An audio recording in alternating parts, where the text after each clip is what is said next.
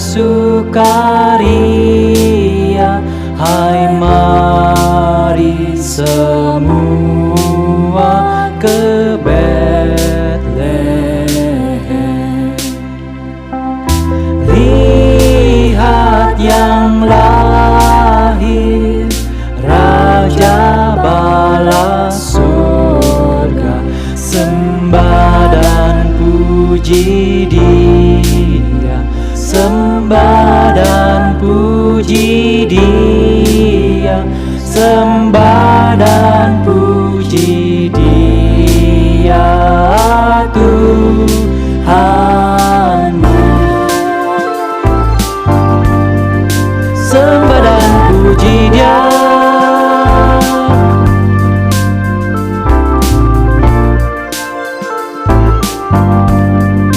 sembah dan puji Dia.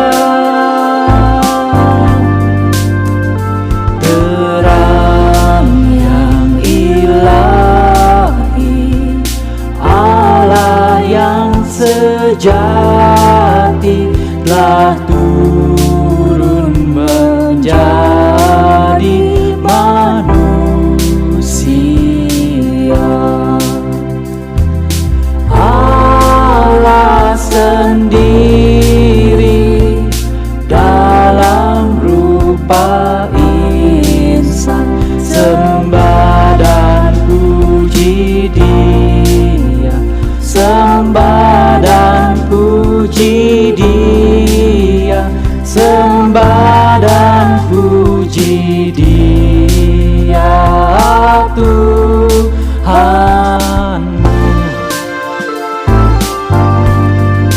Come, let us adore Him.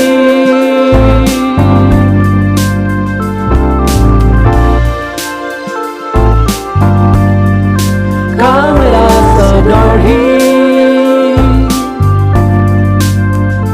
Oh, come, all ye faithful, joyful and triumphant. Oh, come ye, oh, come ye to Bethlehem. Come and behold Him, born the King of angels. Oh, come, let us adore Him. Oh, come, let us adore Him. Oh, come, let us adore Him, Christ the Lord. Come, let us adore Him.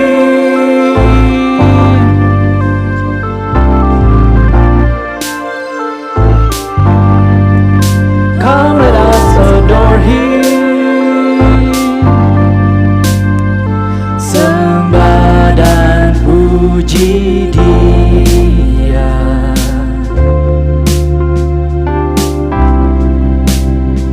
sembah dan puji Dia,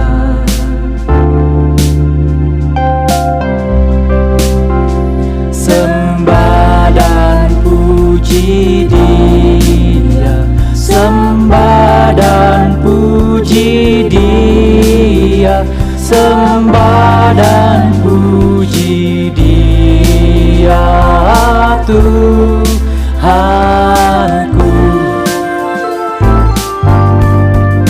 Sembah dan puji Dia,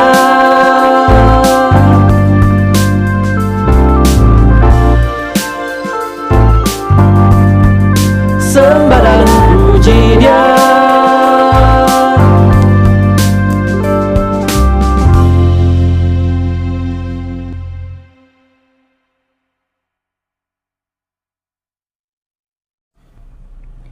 Shalom saudara-saudaraku yang kekasih di dalam Tuhan Yesus.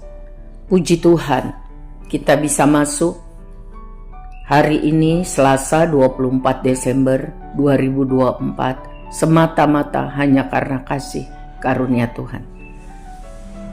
Selamat merayakan Natal. Tuhan sangat baik. Ia Immanuel. Saudara-saudara, mari kita berdoa mohon berkat Tuhan melalui pembelajaran firman Tuhan, agar kita bisa menjadi pelaku firman, hidup bagi kemuliaannya. Amin. Tuhan Yesus yang baik, terima kasih Tuhan, sangat setia, sabar. Tuhan sangat baik bagi kami. Kami bersyukur. Hari ini kami mau merenungkan firman Tuhan menjelang detik-detik perayaan Natal. Mohon Tuhan berkenan memberkati kami. Ampuni dosa kami Tuhan, dan mampukan kami mengampuni orang yang bersalah kepada kami. Kami rindu jadi orang benar yang hidupnya berkenan padamu. Kami mohon berkat Tuhan dalam nama Tuhan Yesus. Amin. Saudara yang kekasih, mari kita buka Alkitab kita dari Lukas 2 ayat 1 sampai 28. Dan tolong perhatikan di ayat 15b. Sambil kita mendengarkan Alkitab bersuara. Tuhan Yesus memberkati. Pada waktu itu Kaisar Agustus mengeluarkan suatu perintah, menyuruh mendaftarkan semua orang di seluruh dunia. Inilah pendaftaran yang pertama kali diadakan sewaktu Kirenius menjadi wali negeri di Syria. Maka pergilah semua orang mendaftarkan diri masing-masing di kotanya sendiri. Demikian juga Yusuf pergi dari kota Nazaret di Galilea ke Yudea, ke kota Daud yang bernama Bethlehem, karena ia berasal dari keluarga dan keturunan Daud, supaya didaftarkan bersama-sama dengan Maria, tunangannya yang sedang mengandung. Ketika mereka di situ, tibalah waktunya bagi Maria untuk bersalin. Dan ia melahirkan seorang anak laki-laki, anaknya yang sulung. Lalu dibungkusnya dengan lampin dan dibaringkannya di dalam palungan, karena tidak ada tempat bagi mereka di rumah penginapan.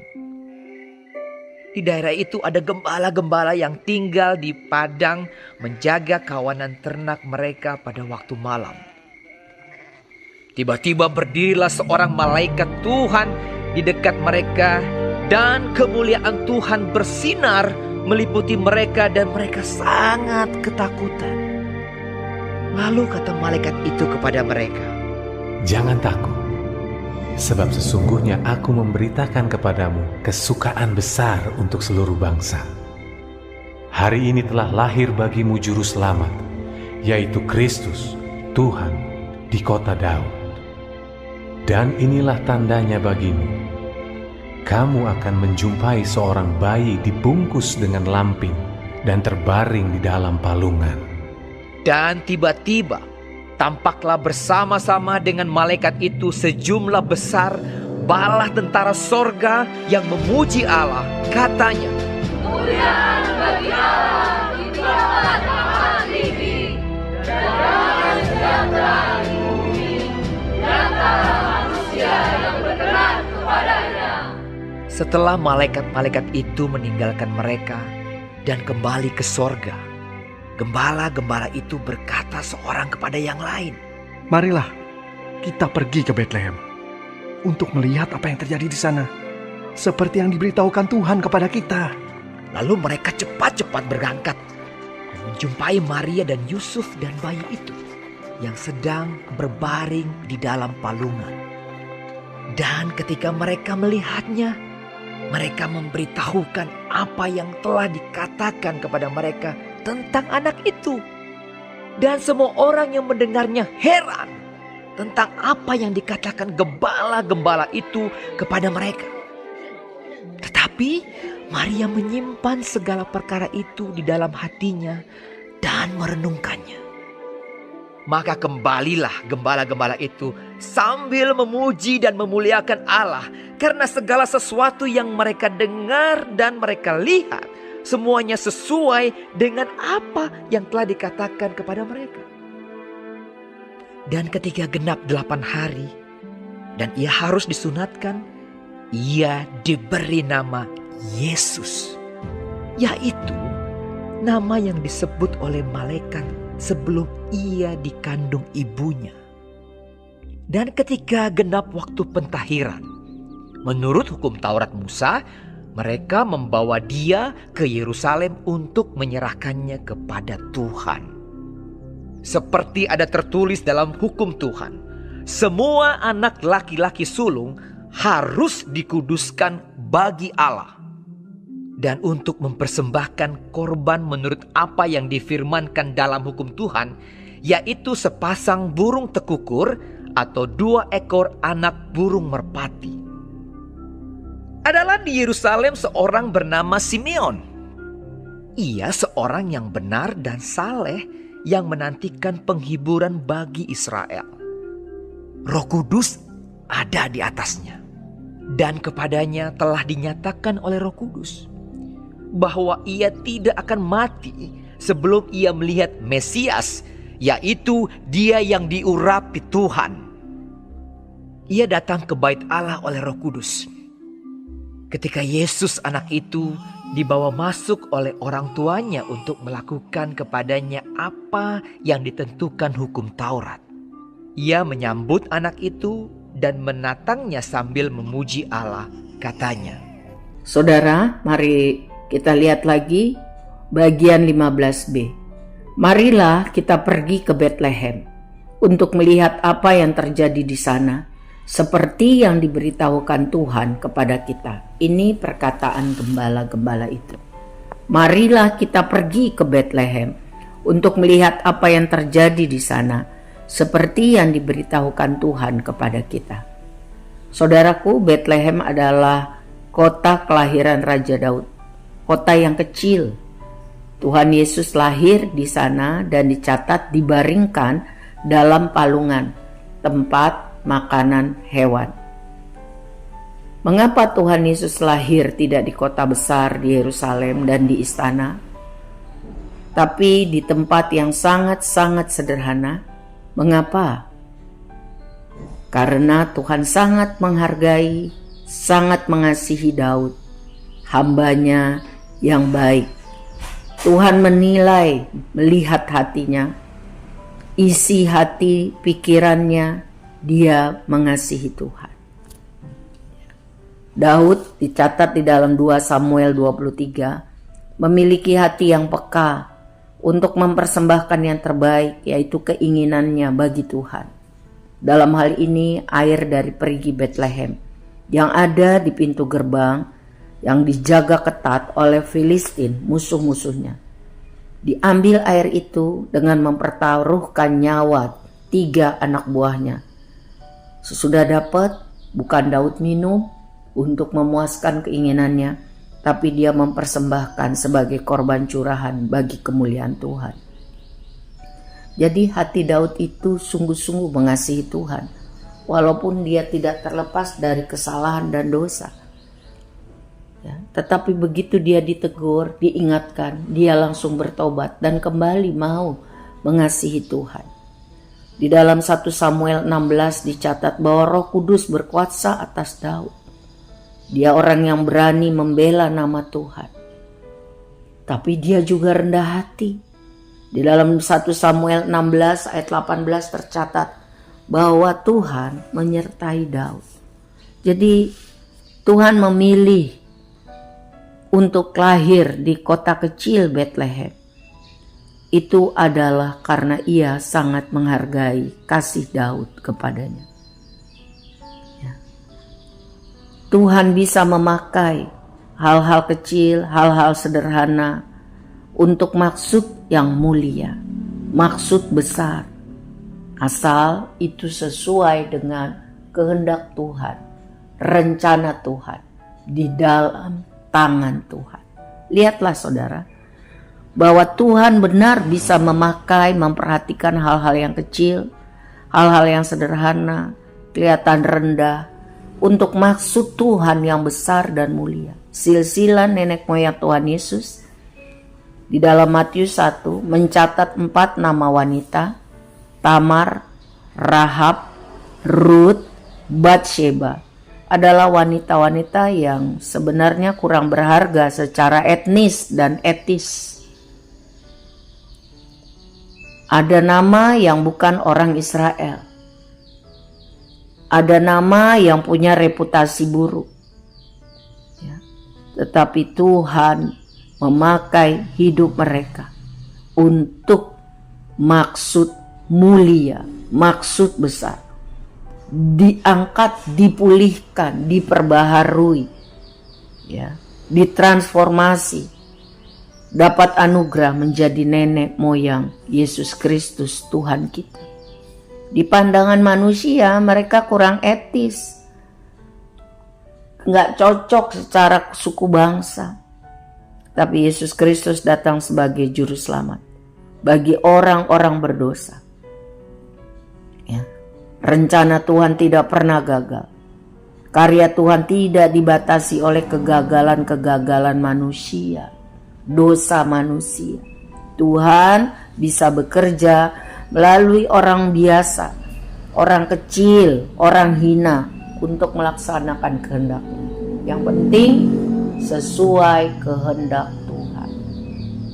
Yang penting ada di dalam tangan Tuhan. Lihatlah saudara, gembala-gembala orang yang sangat sederhana secara ekonomi dan dalam tatanan sosial masyarakat saat itu dipilih Tuhan untuk mendengar kesaksian malaikat. Mereka menyampaikan berita besar yang mendatangkan sukacita bagi diri mereka sendiri dan bagi orang-orang yang meresponinya positif. Apa kata malaikat? Ada damai sejahtera, ada pengharapan bagi manusia. Telah lahir juru selamat. Karena kebutuhan manusia yang terutama yaitu pengampunan dari dosa, pembebasan dari perbudakan dosa. Manusia tidak mampu mengampuni dirinya sendiri. Manusia tidak bisa membebaskannya dengan amal jariah, dengan perbuatan baik dari perbudakan dan akibat dosa, yaitu maut atau kematian kekal, kebinasaan. Tapi dalam Kristus ada pengharapan. Dalam Kristus ada perubahan. Dalam Kristus ada pengampunan, ada pembebasan dari perbudakan dosa. Yang penting dalam Kristus. Tuhan berkenan menyatakan berita Natal, anugerah besar itu bukan kepada orang-orang besar. Pertama-tama kepada orang kecil, yaitu gembala-gembala. Jadi Tuhan bisa memakai orang-orang kecil, sederhana untuk maksud-maksud Tuhan yang besar dan mulia. Kuncinya ada dalam rencananya, ada di dalam tangan Tuhan. Sebab hanya ada di dalam tangan Tuhan Yesus ada perubahan, ada pengampunan, ada pertolongan. Di luar Kristus kita tidak bisa berbuat apa-apa. Dan lihatlah apa yang tercatat tadi di dalam Lukas 2 ayat 15b. Mari kita pergi ke Bethlehem. Untuk apa? Untuk melihat apa yang terjadi di sana seperti yang diberitahukan Tuhan kepada kita. Mereka cepat-cepat berangkat. Dalam firman Allah yang hidup dikatakan. Mereka segera, mereka bergegas menjumpai Maria dan Yusuf serta bayi itu yang sedang berbaring di dalam palungan, tepat seperti apa yang diberitakan malaikat. Ketika mereka melihatnya, mereka memberitahukan apa yang dikatakan para malaikat kepada mereka tentang anak itu. Konfirmasi. Dan semua orang terheran-heran mendengar apa yang dikatakan gembala itu kepada mereka. Maria menyimpan semua itu dalam hatinya. Artinya merenungkan, terus memikirkan arti semua itu. Ayat 20. Maka kembalilah gembala-gembala itu kepada domba-domba mereka ya di padang dalam tugas tanggung jawab mereka. Sambil apa? Sambil memuji-muji dan memuliakan Allah. Karena segala sesuatu yang mereka dengar, mereka lihat, semuanya sesuai dengan apa yang telah dikatakan kepada mereka. Tepat persis apa yang dikatakan malaikat itu. Jadi saudara, hal yang kedua, para gembala itu sangat antusias, memberi respon cepat tanggap terhadap berita baik, berita sukacita yang disampaikan para malaikat kepada mereka. Dan selanjutnya, mereka sangat efektif bersaksi akan kelahiran Yesus Kristus. Selanjutnya, hasil daripada antusiasme menyambut berita itu, hasil daripada mereka bersaksi kepada banyak orang, maka mereka pulang kembali kepada tugasnya, kehidupannya, tidak lagi susah, minder, kepahitan. Mereka bersukacita, memuji, memuliakan Tuhan. Karena apa? Karena mereka tahu mereka berharga di mata Tuhan. Mereka diperhatikan Tuhan, mereka dikasihi Tuhan. Dan mereka sudah berjumpa dengan Yesus Kristus Tuhan. Jadi semangat Natal yang pertama adalah Tuhan memanusiakan manusia. Artinya mengangkat harkat martabat orang yang secara sosial, ekonomi sangat di level terbawah. Menjadi orang-orang yang berharga, memiliki harga diri di mata Tuhan. Ya. Bersukacita karena tahu dirinya dikasihi Tuhan, diperhatikan. Mereka bukan orang terpinggirkan. Mereka juga sangat berharga karena melibatkan diri, terlibat aktif untuk bersaksi tentang apa yang mereka dengar, apa yang mereka lihat. Sehingga walaupun mereka kembali kepada kehidupan rutinitas mereka, mereka menjadi manusia yang baru. Mereka tidak lagi ngeluh, ngedumel, takut akan masa depan. Mereka memuji, memuliakan Tuhan. Mereka jadi saksi Kristus yang sangat efektif. Karena mereka berjumpa dengan Yesus Kristus Tuhan.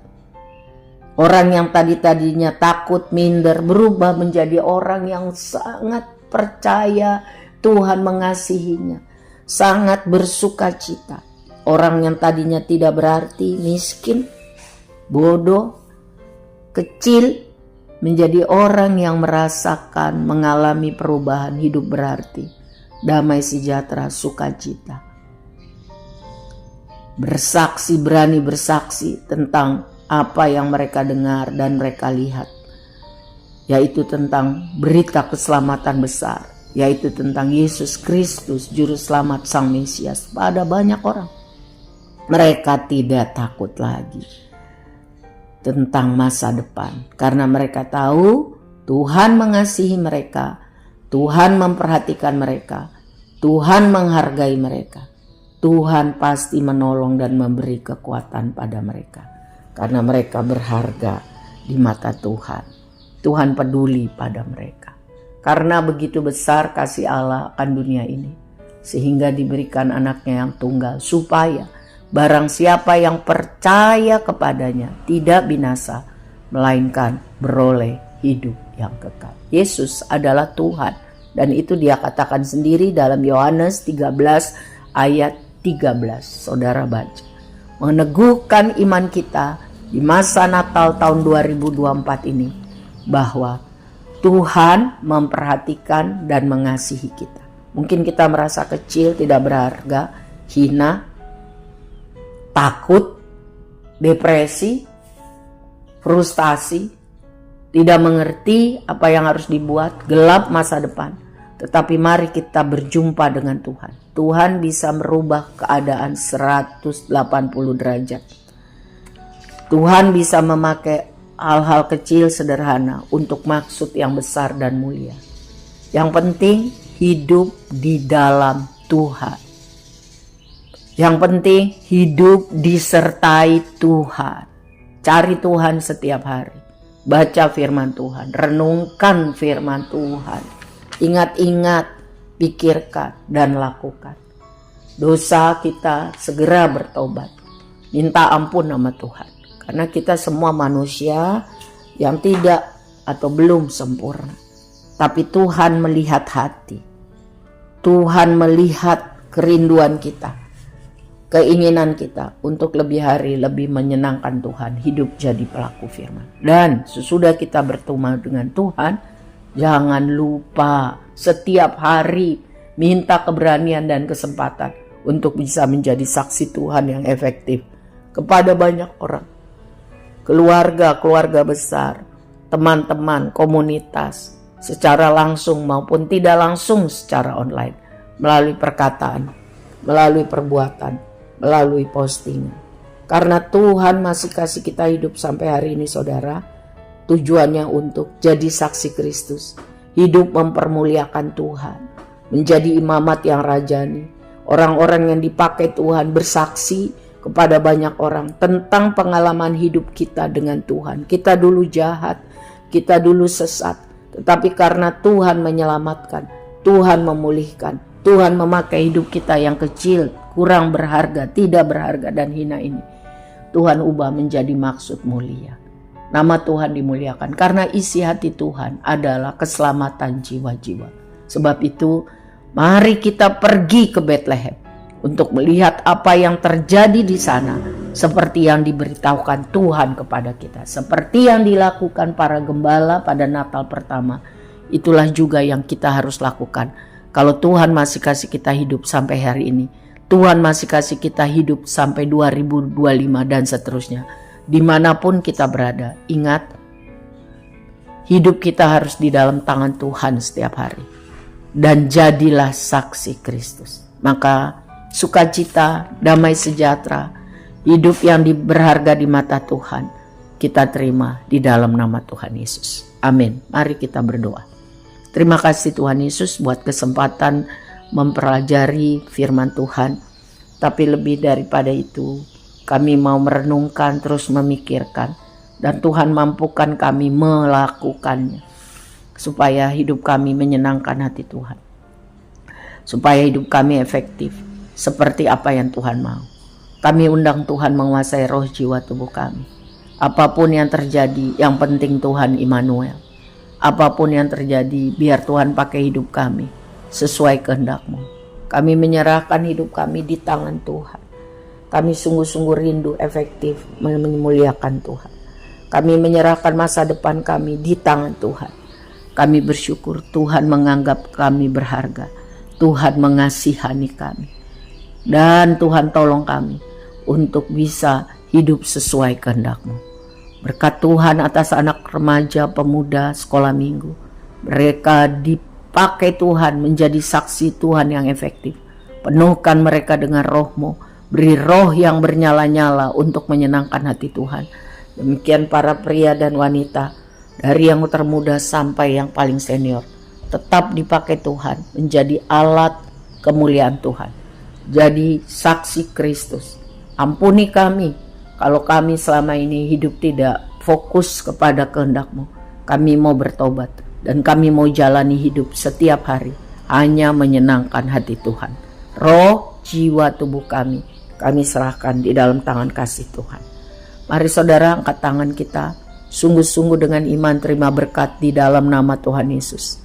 Kasih Allah Bapa yang sempurna dan kekal, cinta Tuhan Yesus bagi kita, persekutuan Allah Roh Kudus, damai sejahtera Tuhan, kemampuan menjadi saksi Tuhan yang efektif menyertai kita di dalam nama Bapa, Anak, dan Roh Kudus. Mari kita katakan amin. Selamat hari Natal 2024. Selamat menyongsong tahun baru 2025.